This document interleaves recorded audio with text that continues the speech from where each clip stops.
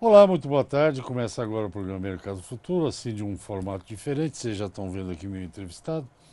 É o Dr. Francisco de Godoy Bueno, vice-presidente da Sociedade Rural Brasileira, advogado, e que tem nos contado aí nos últimos tempos, tem nos explicado as principais questões legais do agronegócio. O agronegócio tem vivido um período onde eu brinco, porque tinha um selinho desse que os advogados colocavam no vidro do carro, né? Advogado não sai de casa sem ele, porque tem um emaranhado de legislação para o agro, é um negócio impressionante. Mas na última semana, algumas boas notícias ocorreram aí. O Supremo Tribunal Federal, a corte mais alta do país, votou algumas ADIs, que é ação de inconstitucionalidade, se eu não me engano, que estavam segurando ou dando insegurança jurídica ao Código Civil, ao agronegócio. O Supremo, quem vai explicar melhor é o Dr. Francisco, o Supremo deu um voto, né, fez um julgamento que, pelo que eu entendi, beneficia o setor do agronegócio. E os detalhes disso tudo a gente vai saber com o Dr. Bueno. Dr. Francisco, eu chamo de Godoy, de Bueno, de Francisco. Dr. Godoy, muito boa tarde, muito obrigado pela sua presença. Eu fiz uma pequena abertura, mas é isso mesmo, né, que ocorreu. Bom, Resch, mais uma vez, muito obrigado. Sempre um grande prazer para a gente estar aqui com você, com seus espectadores. Na verdade foi isso, foi um grande julgamento. Houve três sessões de julgamento para concluir a análise da inconstitucionalidade do Código Florestal alegada pelo Ministério Público Federal. Era um julgamento muito aguardado pelo setor rural e pela sociedade como um todo, né? O Código Florestal foi a lei mais debatida desde a Assembleia Nacional Constituinte. Houve várias ações, audiências públicas promovidas pelo Poder Legislativo.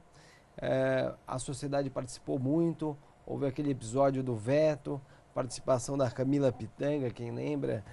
Houve uma grande discussão, veta Dilma.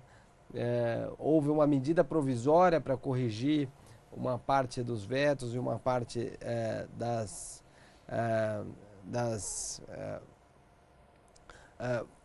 disposições que foram estabelecidas pela lei, e depois um longo período aguardando o Poder Judiciário se manifestar.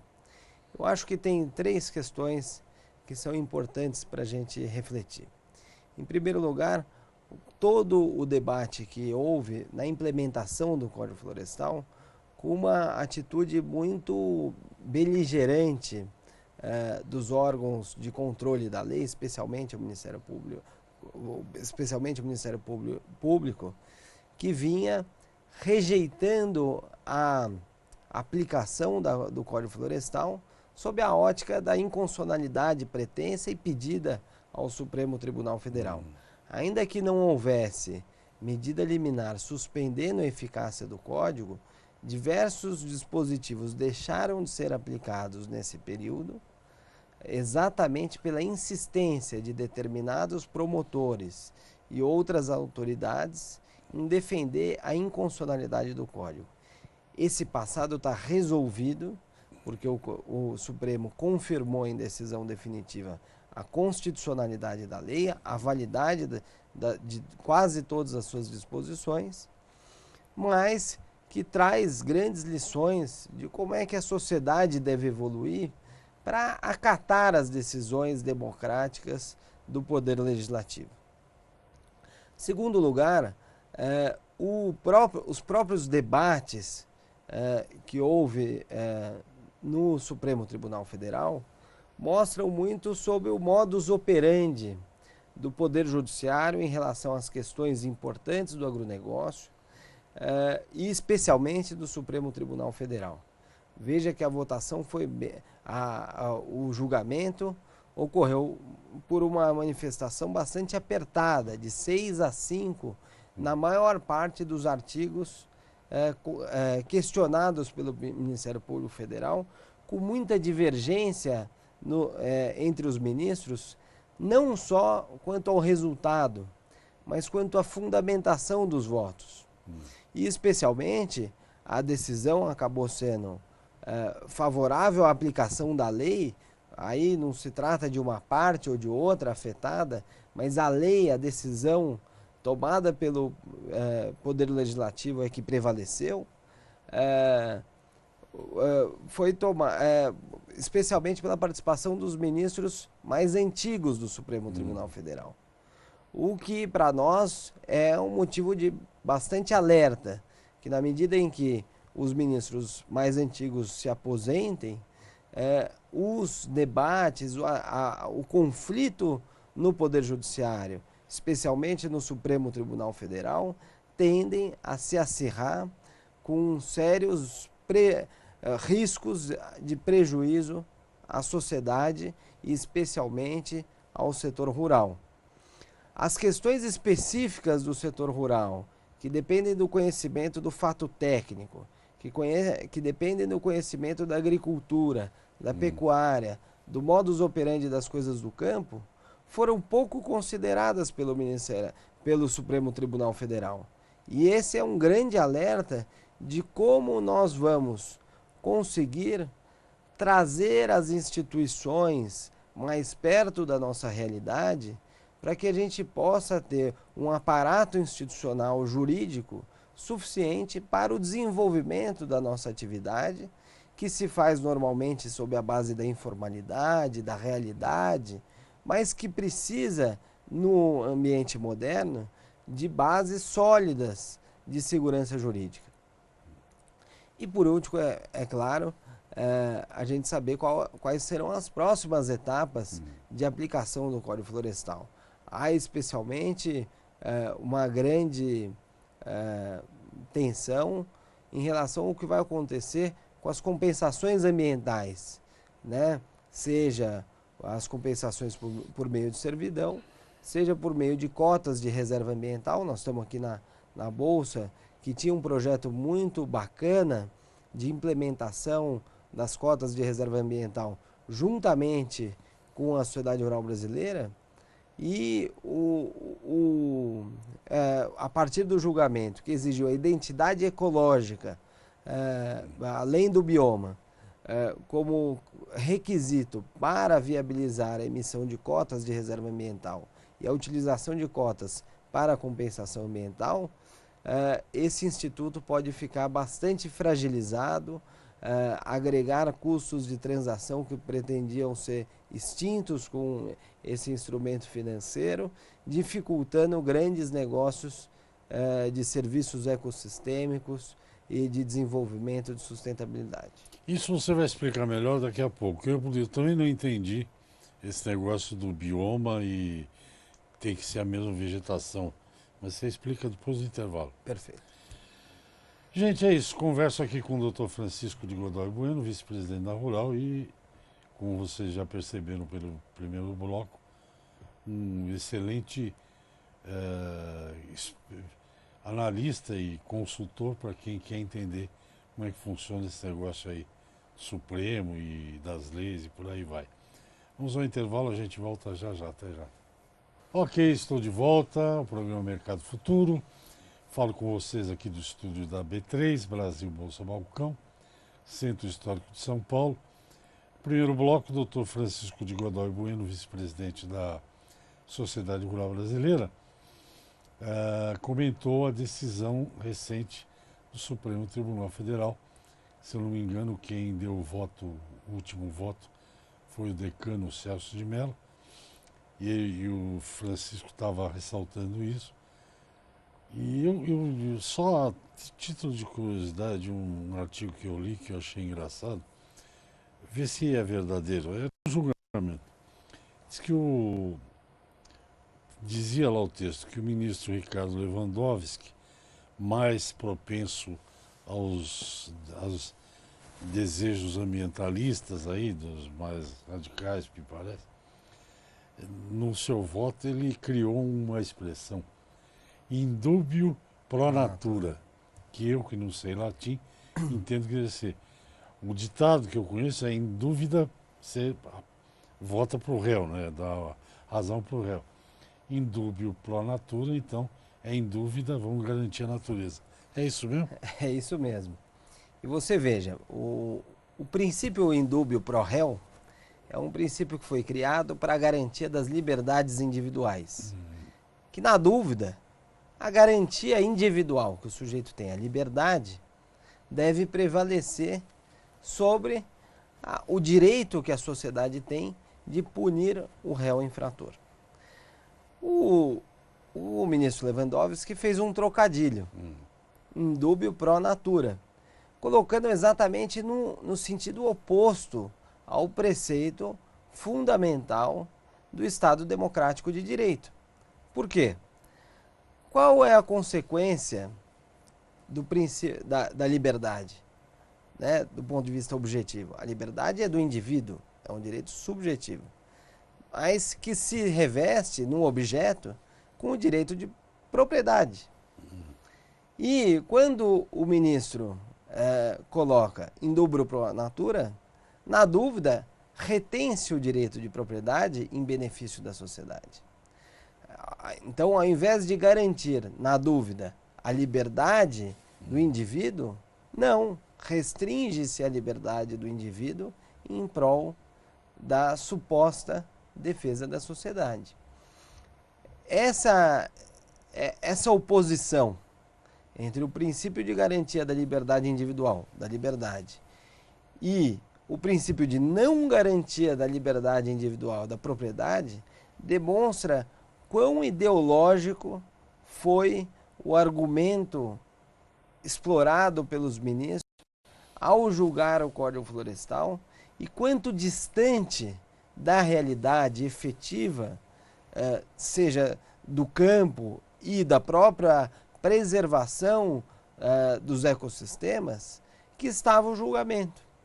Porque o Código Florestal, na verdade, ele vai muito além de uma mera legislação que promove a sustentabilidade.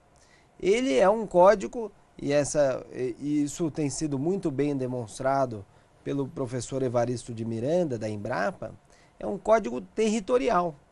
Ele fixa espaços protegidos, organizando a ocupação do território brasileiro, colocando onde vai incidir a liberdade do cidadão e, portanto, o seu direito de propriedade, e onde o direito de propriedade deve ser tão limitado que, se quer passar por essa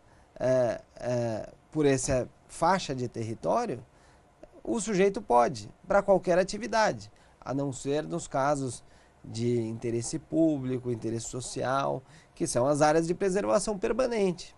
As áreas de preservação permanente são aquelas áreas destacadas do território brasileiro, ainda que sob propriedade privada, em que o proprietário não tem direito algum, pelo contrário, só tem obrigação. Onde a propriedade se converte de direito vinculado à liberdade para dever vinculado ao cumprimento da função social. Como se a função social se resumisse ao interesse do meio ambiente. E como se as atividades que se fazem naqueles territórios não tivessem também interesse social. É evidente que esse maniqueísmo entre natureza e homem acaba levando a péssimas decisões. Felizmente, a postura do ministro Ricardo Lewandowski, que nesse julgamento, do meu ponto de vista, foi bastante cabe todas as nossas repreensões, porque ele sequer analisou, e, bom, na dúvida, eu sou sempre contra, e na dúvida o voto mais restritivo. Porque é evidente que não se pode tratar de uma questão desta importância estratégica para o país, não só para os interesses internos, mas para os interesses geopolíticos do Brasil, da posição do Brasil enquanto depositário de uma grande porção de território e da melhor porção de território do mundo, porque é aquela que melhor, que mais tem áreas aráveis, se colocar numa visão tão rasa e tão ideológica, sem nenhum sentido pragmático. O que eu vi eu quero que você fale desse negócio do bioma aí, mas o que eu vi que os ambientalistas reclamam é o negócio de quem desmatou antes de 2018 e perdoar isso e a multa, é isso? O que acontece? O Código estabelece regras de manutenção das áreas rurais consolidadas. Estabeleceu para determinadas áreas consolidadas um marco temporal objetivo de 22 de julho de 2008. Porque, da onde veio essa data? Em 22 de julho de 2008, foi editado o decreto 6514 pelo então presidente, no sentido de que, estabelecendo multas administrativas para diversas infrações ambientais que já eram tidas como infrações na Lei de Crimes Ambientais, especialmente a intervenção em área de preservação permanente e intervenção de reserva legal. A partir desse decreto, diversas multas foram aplicadas. E daí o que disseram? Bom, a lei, essas multas não podem retroagir. E, portanto, os desmatamentos anteriores a esta data puderam ser considerados como desmatamentos consolidados e as áreas continuarem sendo utilizadas pelos seus proprietários mediante determinados requisitos. A inscrição no CAR, a adesão ao programa de regularização ambiental para o reflorestamento de áreas mínimas de interesse ecológico e outras exigências que foram estabelecidas. Então nunca houve uma anistia, que nem os ambientalistas colocaram muito bem pela imprensa, e a imprensa repetiu que havia uma anistia aos desmatadores. Não. O que há e o Supremo manteve nesse aspecto no julgamento, uma possibilidade que áreas já desmatadas continuassem a ser agricultadas mediante rígidos compromissos de recuperação ambiental. Doutor, a gente vai no intervalo. Eu perdi o contato, que o meu ponto aqui deu um tilt de novo, mas acho que tem que pedir um intervalo. Então vamos a um intervalinho rápido, eu volto já já. Ok, estamos de volta ao programa Mercado Futuro. Eu converso com vocês aqui do Centro Histórico de São Paulo. E o assunto me parece que esse assunto vai dar muito pano para manga ainda, viu? Apesar de que o julgamento pelo Supremo Tribunal das ações de inconstitucionalidade, para mim, eu entendo que é definitivo, né? Mas vamos falar com os americanos. Next step, próximo passo. Agora cabe aos estados determinar como é que vai fazer cumprir a lei, com o PRA, Plano de Recuperação Ambiental, é isso? Isso. São Paulo está adiantado nisso, não está? Na verdade, São Paulo estaria razoavelmente adiantado se não fosse exatamente o Ministério Público. Porque em São Paulo foi editada uma lei que regulamentou o PRA em São Paulo, o Programa de Regularização Ambiental, e contra essa lei também foi movida uma ação direta de inconstitucionalidade, que felizmente os embargadores do Tribunal de Justiça de São Paulo suspenderam o julgamento até que houvesse a conclusão do julgamento pelo Supremo. Mas a eficácia dessa lei foi suspensa por liminar. Então, o Programa de Regularização Ambiental no estado de São Paulo está paralisado. Em outros estados, o programa está andando. As grandes dúvidas agora são dos dispositivos que foram efetivamente julgados inconstitucionais ou que foram julgados constitucionais, dependendo de uma interpretação conforme a Constituição mais restritiva, que é o caso que a gente estava comentando das compensações de reserva legal. O que o Código falou? Para simplificar a história, o Código falou, olha, é admissível a compensação ambiental para recompor a obrigação de reserva legal, cumprir a obrigação de manter reserva legal de no mínimo 20%, 35% ou 80% da propriedade, mediante a compensação ambiental, que pode ser estabelecida ou por servidão de proprietário por proprietário, ou por meio de um título financeiro, que são as cotas de reserva ambiental. Então o sujeito tinha uma área excedente de floresta, ao invés dele desmatar, ele poderia emitir um título representativo daquela floresta, vender no mercado, e o fato de ser um título circulável, estandartizado, parametrizado, viabilizaria que houvesse um mercado de compensação ambiental. Isso caiu por terra, porque o Supremo Tribunal Federal disse que para que haja a compensação por meio de CRA, e provavelmente deverá estender para outras modalidades de compensação, embora isso não esteja claro no julgamento, será necessária a identidade ecológica. Ou seja, mais custos de transação. O sujeito vai ter que fazer um laudo da sua propriedade, um laudo da área de reserva legal, e algum iluminado do órgão ambiental vai ter que julgar se há identidade ecológica ou não, a não ser que haja uma canetada com uma regulamentação prevendo o que é identidade ecológica, que é evidentemente um conceito passível de muitas interpretações.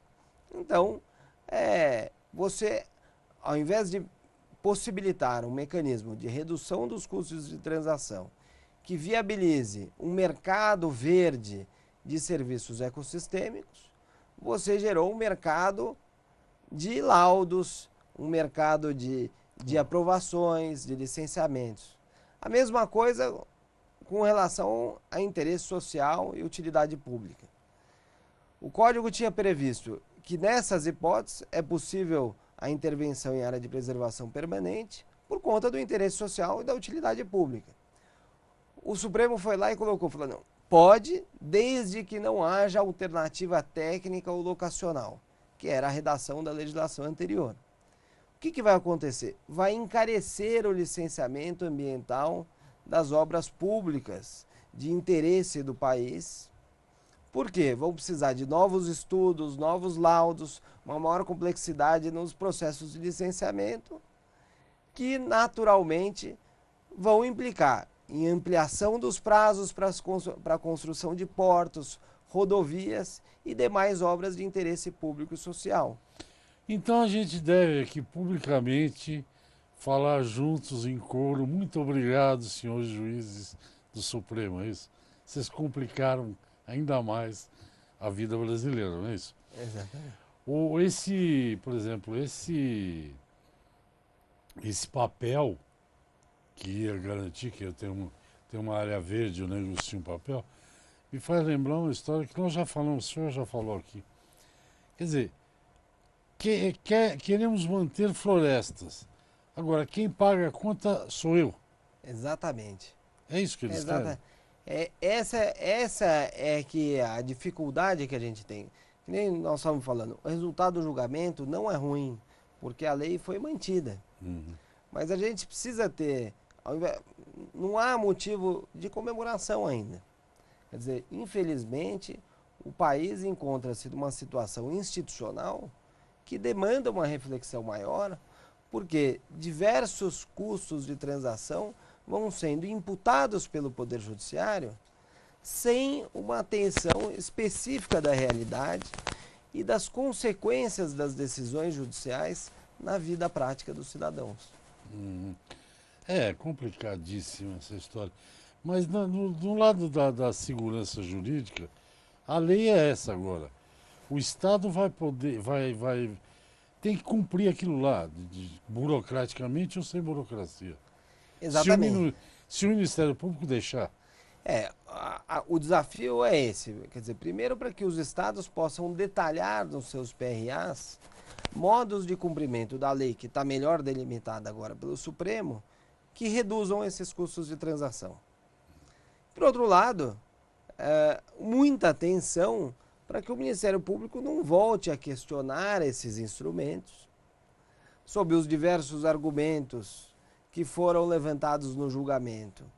Quase que aleatoriamente, esse indúbio pro natura um ótimo material, uma ótima matéria-prima para o promotor trabalhar contra os interesses da sociedade em estabelecer regras claras, objetivas, que possam ser cumpridas e que possam gerar desenvolvimento econômico e social. A Sua Excelência, o ministro Decano Celso de Mello, respondeu também em latim, em dúbio alguma coisa, não foi?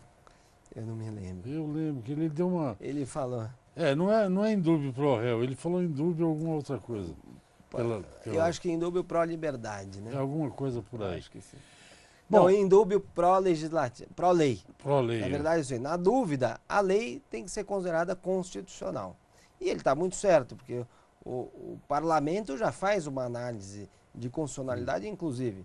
Então, a intervenção do judiciário em relação às leis deve ser o mínima possível, na dúvida, preservando a lei, preservando o contrato, preservando o que as partes querem, menos intervenção pelo judiciário.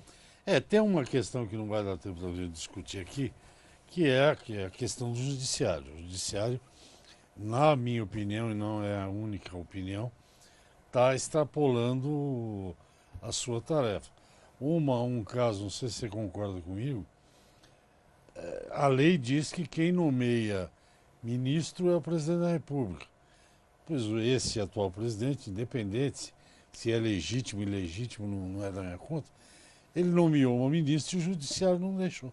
Exatamente. Isso aí é ultrapassar os seus limites de trabalho. Sem dúvida. Não é isso? Sem dúvida. Ao invés de aplicar a lei, quer impor a sua vontade. Independente se a indicação é era boa, cabe ao ministro, ao presidente nomear. Exatamente. Bom, mas esse assunto fica para uma outra oportunidade. Excelente. Muito obrigado, doutor. Muito obrigado, Resch. É um grande prazer. Conte sempre conosco. Excelente programa mais uma vez. Obrigado, viu? Imagina. Bom, gente, é isso. O programa vai ficando por aqui. Como você sabe, amanhã tem mais. Até lá. Tchau, tchau.